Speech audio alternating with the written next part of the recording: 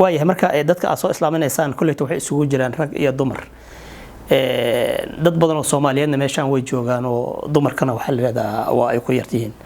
dadka soo islaamay Koonfur Afrikaanka ah markoodii hore ee gaalada ahaa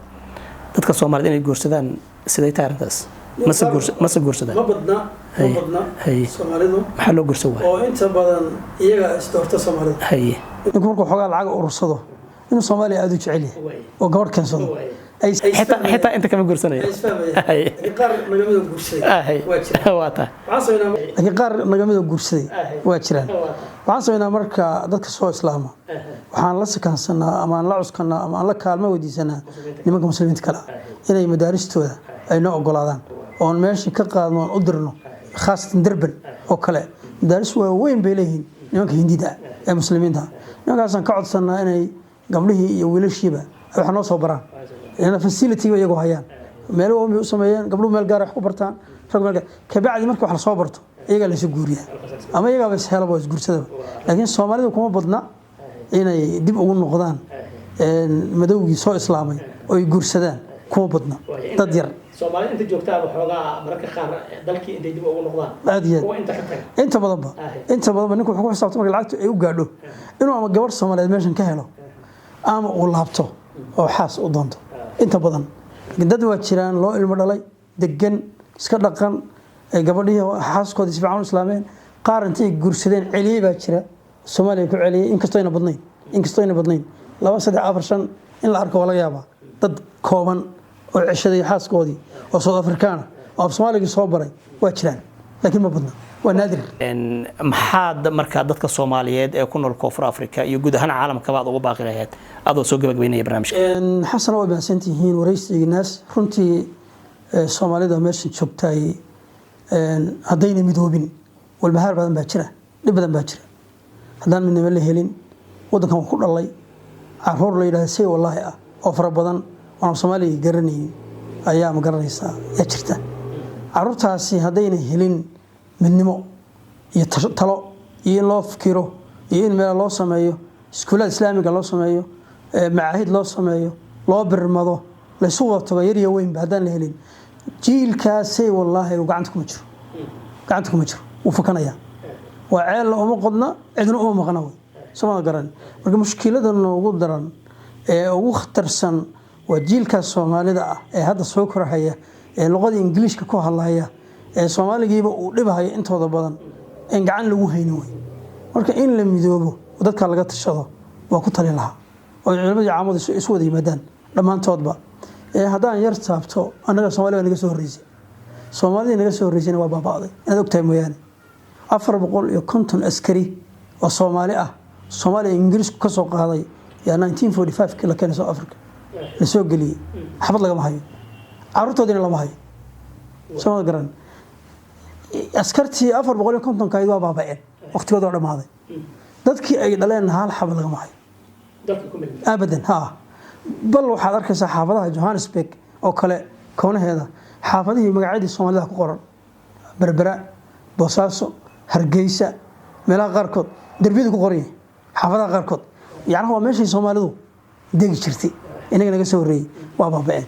waxba naxdinta leh een la kulmay intaan dacwada waday waxa kamid ah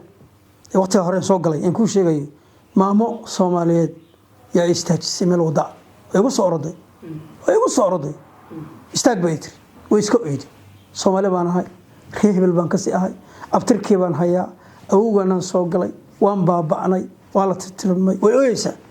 Soomaali garan marka waxyaabahan Soomaalida u gudbinayo qalkeeda markaas sidoo ahaa Soomaali buu ahaa qof Soomaali oo dharkii Soomaalida la bisamiyo ahaa ma waa qof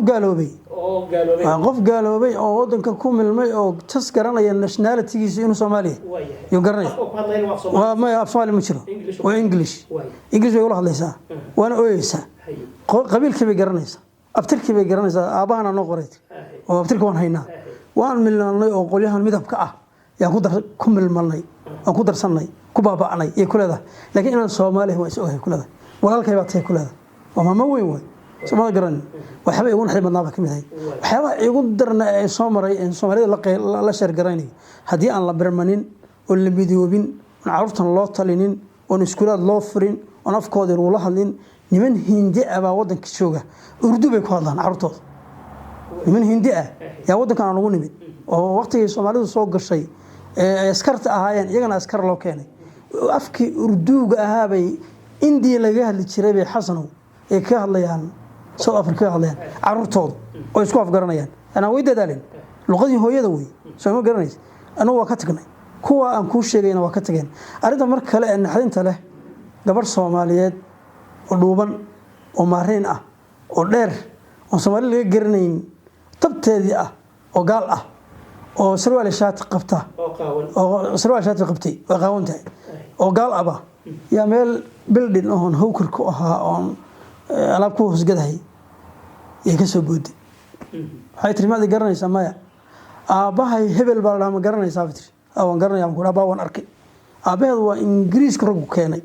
ninkii u dambeeyay ee dhinta ee Soomaali ah ee soo gaadhno anagu in aragno ayuu ahaa waxay tiri ninkaas ay dhalay waxaan ku ori ma Soomaali baa tahay maya ma yihiin Kiptonian baan anagu way Kipton baan anagu Soomaali ma muslim baa taan ku ori maya gaal baan ay tiri aabahana waa hebel bay tiri hadalka magaca diidana marrabo waa hebel waa ninkii u dambeeyeen xasan oo soo gaadhnay anagu aan aragno aan dhaaf saarno orago Ingiriis ku keenay ilaa 1945 ma fogeen soo galay ayuu kamid ahaa idan maxaan u dariishanayaa Soomaalidii waagaas haddaan soo gaari lahayn dad idea qaata oo South Africaanka aan laga garanin oo South Africaana ayaanu noqon lahayn maxay tii horgali weyday annaga tala xumidanada nimanka tala xumidooda diin meena helin masaajid meena helin tala meena helin shirar meena helin abaabul meena helin wax u barmada meena helin culimo soo gaadhay ma jirin oo dacwada soo gaarsiin oo baabeen Soomaalida marka maanta joogtana waxaan ugu baaqayaa kuwa halkan joogayay inay arkaan ragii ka horeeyay wadaday mareen inay ilmahooda u baharaan ilmahan in la celiyo hadii la celin karo hadaan la celinayno la noqonayna ogahayna in loo tashado in la midoobo in loo fikiro in af Soomaaliga la baro in loo sameeyo macaahid in loo sameeyo iskuulad islaami ah Soomaaliga garan wax ku bartaan in la daba qabto otherwise nation dhan soo galay oo baabay bay ka turjumayaan nimankii inaga horeeyay Soomaalida ahaa 450 ka askari ahaa waxay ka turjumayaan nation Soomaali ah oo wadanka ku tarmay oo ilmahoodii gaaloobeen oo ilmahoodii baabeen oo xataa aynan garanaynin hadda aynan soo saari karin tan waxaan u baaqayaa mujtamaca kuwa qurbaha jooga iyo kuwa wadanka jooga iyo kuwa halkan joogaba in loo tashado mujtamaca Soomaaliyeed alxamdulillah waa fiicanahay saad baynu leenahay dardar baa la wadaa meel malcabad baa ka furan madrasa quraana ka shidan diin baa ka daaran laakiin waxaasi mawjad baan ku jirnaa mawjad bad ah ee dhaxda baalanina haddaan loo fikirin umada waa faaysa si guud aan ilaa hal midoobo hal isu yimaado dad gacmaha is qabsadaan khilaafaadka yararka inoo dhaxeeya halaga talaabo Soomaalida garanin midnimo dadka amraya midnimo khaasatan culimadu waa indhihii ummadan iyo garaadka ummadan iyagu haday markay baaba'aan ummaduna waa baaba'aysa waxa umada hagaaya culimada way culimada hamidooda ilaahay soo timaado ilaahay u fikirto mujtamaca Soomaaliyeed ee wadankan ku dhaqan caruurtiisan say wallahi ah ha u fikiraan ninkii celin karana ha ceshado lama horaan waa caws jilaal lama horaan Soomaaliya way Soomaalida garan noloshuna meelba waa taala ninkan laakiin noqon karin waxaan ilaahay loo fikiro hal midoobo hore ha loo socdo khatarta wadankan ka soo socota la ogaado aad iyo aad ayuu u mahadsan yahay kaasi waxa uu ahaa Sheekh Shaakir Sheekh Cabdalla Aadan oo ah agaasimaha masjidka lagu magacaabo Al Tibyaan Trustee oo ku yaala gobolka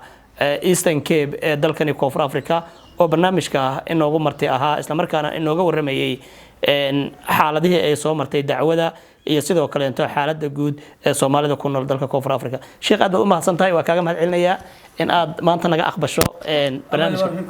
aad baan idinka mahad celinayaa jazakumullahu khayr wa rasiqi nas wa dadaalaysan Allah ma'akum salaamu alaykum